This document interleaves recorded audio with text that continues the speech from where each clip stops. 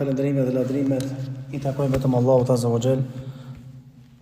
Salavatat dhe selamat I dërgoj Muhammedit alayhi salatu wassalam, paqja dhe mëshira Allahut Azza wa Jall qoftë mbi të familjen e tij, shokët e tij sinqer besnik dhe mbi gjithë ata që pasojnë deri ditën e gjykimit.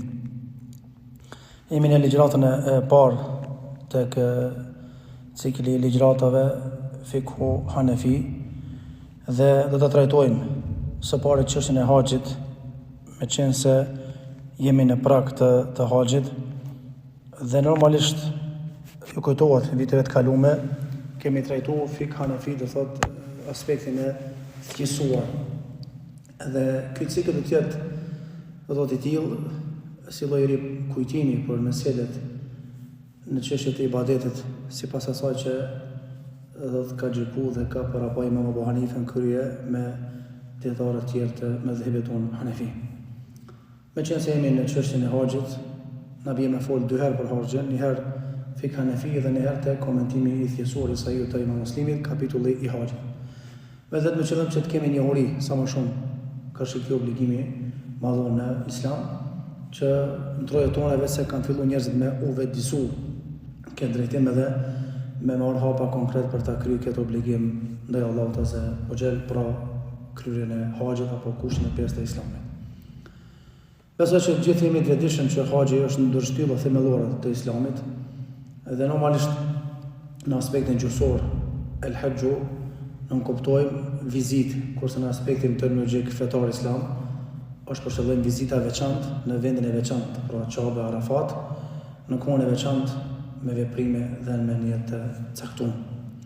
Nga ky përkufizim e kuptojmë se haxhi nuk është vetëm thjesht udhëtim formal I zakonshëm dhe I thjesht, por është udhëtim I veçantë, përmes të cilit udhëtim synohet ibadet karshi Zotit Xhelle Uala. Gjithashtu, gjatë kryerjes së haxhit patjetër duhet të kryen obligimet e caktuara, normalisht sipas parimeve fetare në kohën e caktuar dhe në vendin e caktuar. Nuk do të thotë që ti e kryen haxhin kur dush ti. Po haxhi ka kohën e vet.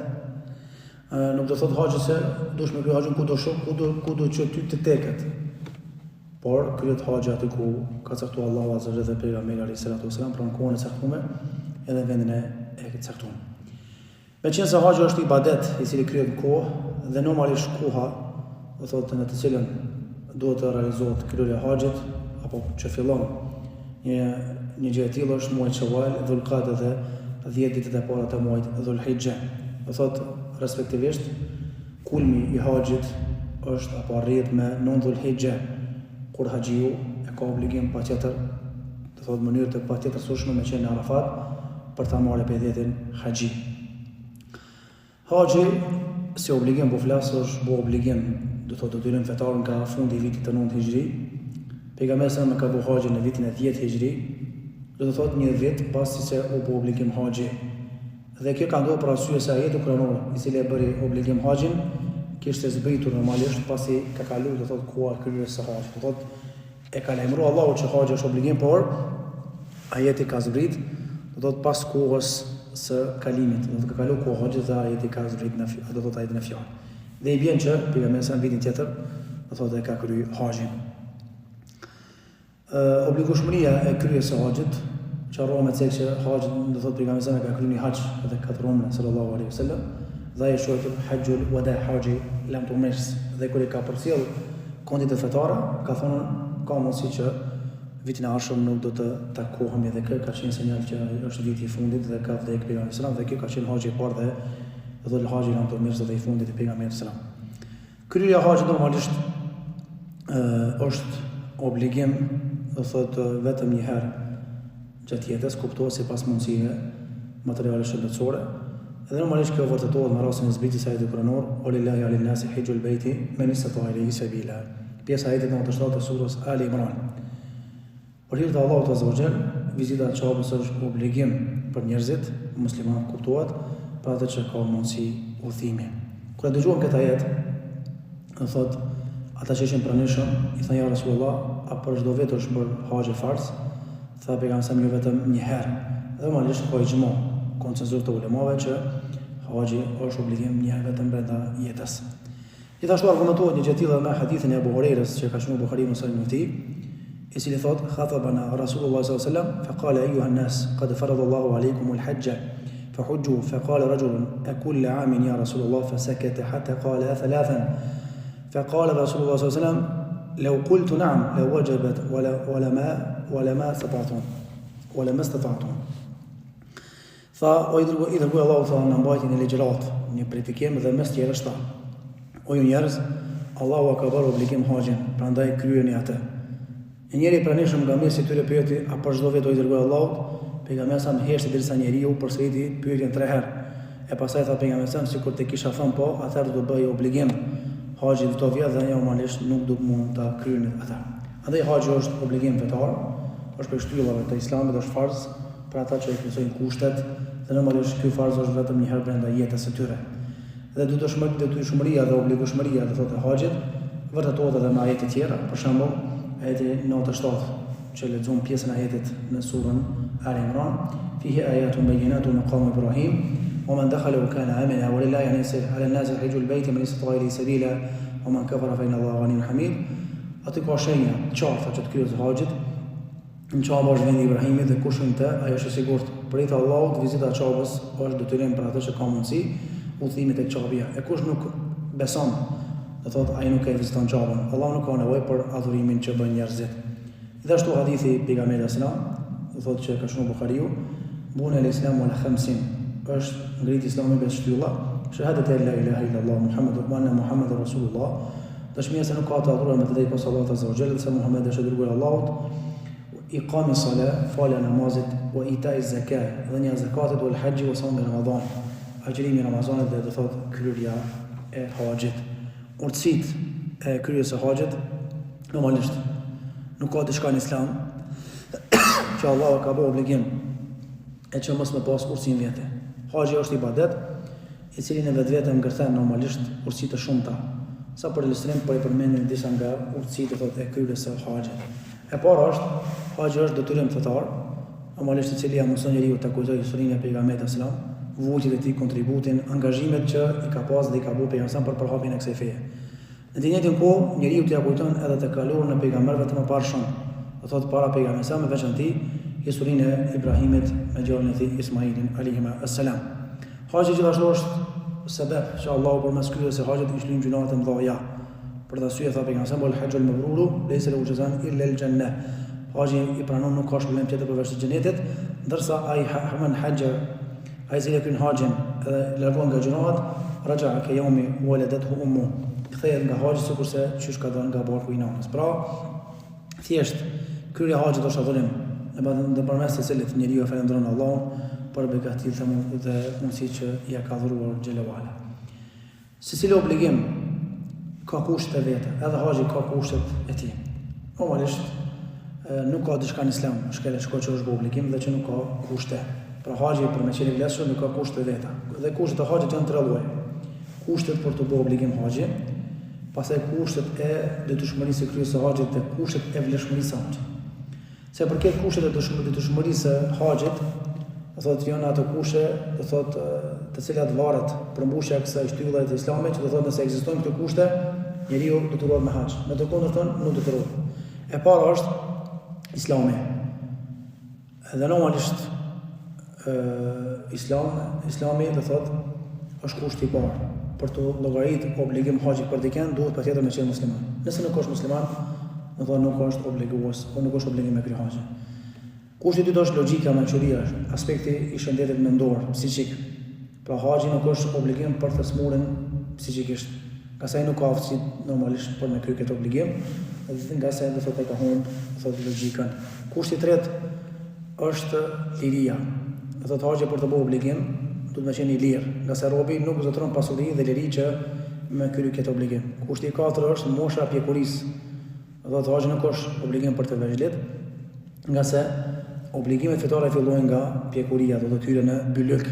Dhe ai që nuk ka hyrë në bylyk normalisht nuk detyrohet me obligime fetare. Nëse i kryen ka shpërblim.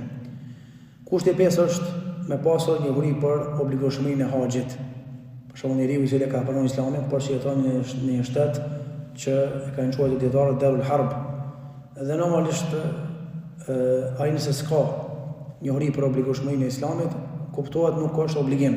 Kurse nëse kupton, atëherë do thotë bëhet obligim haxhi për te. Kushti i 6 është koha. Nëse muslimanin zotëron pasuri për kryen e haxhit, do thotë dhe e ka mundësi me kryen e muajit e haxhit, siç janë Shawwal, Dhulqa'da dhe ditët e para të muajit Dhulhijja, atëherë ky njeri ka obligim kryen e haxhit. El hajju ashhur ma'lumat. Nga sa Allahu ka thënë në surën Baqara, haxhi është në muajt e caktuar, jo kur do njeriu. Mundësia fizike për kryen e haxhit, do thotë njeriu duhet të qenë i shëndosh fizikisht. Normalisht në pasuri dhe mjaftueshme, por ushqim dhe për nevojat personale derisa të kthehet nga haxhi. Kuptohet edhe për familjen, do thotë familjen e tij që mos me lën, do thotë keq. Normalisht edhe mjeti i udhëtimit, do thotë hyn në çështje fizike që me qenë mjeti i udhëtimit i sigurt, do thotë për me shku dhe për me kthy. Siguria e rrugës, kushti i 8, me këtë nuk kuptohen që rruga të jetë e sigurt dhe e lirë. Do thotë nëse nuk është e sigurt dhe e lirë, bjer normal obligueshmëria e kryesë së haxhit, ose do thotë nëse s'ka mundësi, atëherë e çon dikend vend time kry haxhin ose le përvësi, nëse vdes vitin e ardhshëm me shku dikush betel për mua, problem pasuri. Kuptohet thotë 8 kushte, në farforme ka ndalë prej 4 kushteve kryesore, por sidoqoftë në do thotë pak mënyrë më të detajzuar. Pastaj kushtet e vlefshmërisë së haxhit, për të qenë haxhi i vlefshëm ka kushte. Do thotë që pa të cilat kushte nuk mund të jetë haxhi i pranuar. Normalisht mungesa reale e njerit ose më shumë kushteve nuk e shkarkon haxhiun nga obligueshmëria e kryesë së haxhit, as që arrin me marr normalisht obligimin e merituar. E para është ihrami në haxh, bashkë me të dhe niyeti dhe telbia. Thotë veshja e ihramit kur është koha, bërja niyeti dhe pastaj telbia. Labbaik Allahumma hajjatan për shembull, hajjatan, Allah e bën niyet me kry haxh, qoftë për vetë apo për bedel për dikend, dhe pastaj labbaik Allahumma labbaik, të përgjigjem ti o Zot, të përgjigjem, labbaik la sharika lak, labbaik, të përgjigjem ti nuk ka të adhuruar vetëm poste. Innal hamda wa ni'mata lak wal mulk la sharika lak. Me të vërtetë ty hamdi dhe pushtetit takojnë ty dhe nuk ka të adhuruar vetëm poste ya Rabbul Alamin. Koha e caktuar pra duhet patjetër me qenë muajit e haxhit, Shawwal, Dhulqa'da dhe ditët e para të muajit Dhulhijja. Kushti i 3, vendi i përcaktuar që Allahu ka caktuar për kryerjen e farzave të haxhit, pastaj largimi nga marrëdhëniet intime dhe seksuale të haxhit. Dhe normalisht ka dhe kushte, nëse kushte realisht janë do thotë kushte të veçanta që i kanë parapar do thotë dietarët për do thotë gjinin, do thotë femërore, se ato kushte nuk vlen për me shkujt. Dhe normalisht krahas kushteve të përgjithshme që vlen për dy gjini që i cekon, pa gjinin femërore ekzistojnë disa kushte specifike që duhet me i plotësu. Kushti i parë është që femra gjatë udhëtimit për haxh ta shoqëroj femrën bashkëshorti i saj, apo ndonjë mashkull nga rrethi i saj familjes, mahrem që të na thojnë. Thotë qoftë daja, qoftë vllau, qoftë e vladi, do thotë këtë e vërteton edhe hadithi që transmeton Buhariu në sanadin nga Sahihun e tij nga Ibn Abbasi, i cili thotë la tusafiri al-mar'atu thalathata ayamin illa ma dhi mahramin. Nuk ka të drejtë të thojë gruaja deri 3 ditë, vetëm se me shoqin e mahremit. Edhe normalisht nuk ka normalisht të drejtë as martesë e gruaja, po fjala për me lexu, do thotë për me u plotsu, do thotë në çaj e saj, pa u kon prezant, veli i saj prindi, ose vllau apo dikush që ka autorizuar prindi. Njëkohësisht mahremi i saj quhet personi me të cilin gruaja nuk ka të drejtë me u martu. Pavarësisht nëse pejgamberi është nga aspekti i farefisnisë, gjakut, nga aspekti i çumshtit, gjithënjës apo nga aspekti i miqësisë. Se i përket punës haxhit, disa pe ulemave me dhëbi Shafi kanë bërë përjashtim, kanë thonë që nëse i ka vdek burri dhe s'është martuar, dhe udhimi është i sigurt, sigurisht në kohën tonë, dhe mahremet janë të sigurt, atë nuk është keq me shku me kry haxhin. Allahu alem, do thotë disa dietar kanë thonë që përderisa Allahu nuk e ka ngarkuar me këtë çështje, nuk e ngarkojmë as në femrën, pra pa pas mahrem, mos me shku në haxh. Kushti i dytë është që gruaja të mos jetë në pritje, do thotë të idetit të saj. Do thotë pritja gjatë sezedjes vërtohet nëse femra është shtazon apo nuk është shtazon. Do thonë është kurrëzu nga burri i saj. Ose i ka vdek burri apo bashorti, nga se në këtë kohë ai realisht e ka të ndaluar me dalë nga shtëpia e burrit. Apo të ka ndaluar me dalë nga shtëpia për caktuar se ajo duhet me qëndru. Derisa të vërtetohet dhe verifikohet, do thotë që është shtazon apo nuk është shtazon. Të na kur ndohen njerëz ndohen shumë keq.